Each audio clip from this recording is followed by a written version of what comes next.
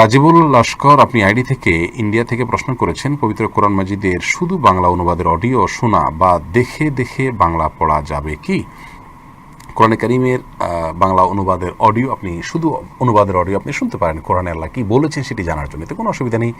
আর দেখে দেখে শুধু অনুবাদও আপনি পড়তে পারেন, তাতেও কোনো অসুবিধা নেই। আল্লাহ তাআলা কী বলেছেন সেটি জানার জন্য, সেটি বোঝার জন্য, এটাতে কোনো গুনাহ হবে না ইনশাআল্লাহ বিইذনিল্লাহ। আবু রায়হান, আপনি লিখেছেন, প্রচলিত মিলাদের সময় যখন ইয়া নবী সালাম আলাইকা বলে মসজিদের সকলে দাঁড়িয়ে যায়, তখন যদি সবার সাথে না দাঁড়াই তাহলে কি বড়দের অসম্মান করা হয়? না, এখানে নবী সাল্লাল্লাহু আলাইহি সাল্লাম উপস্থিত হয়ে যান, তিনি উপস্থিত আছেন, এই বিশ্বাস থেকে দাঁড়ানোর যে প্রচলন আমাদের সমাজে রয়েছে, আপনি বরং সে ভুল বিশ্বাস থেকে রক্ষার জন্য বসেছেন, এতে অসম্মান হবে না। নবী সাল্লাল্লাহু আলাইহি সাল্লামের প্রতি যদি কেউ মর্যাদা দিতে গিয়ে অন্যায় আচরণ করেন, ভুল কিছু করেন, তো সে ভুল কাজ আপনি করতে পারেন না। আপনি সঠিকের উপর থাকতে গিয়ে যদি কারোর প্রতি আপনার ইচ্ছার বাইরে অসম্মান হয় বলে কেউ মনে করেন, এটা একান্ত তার সমস্যা, আপনার কোনো সমস্যা নেই।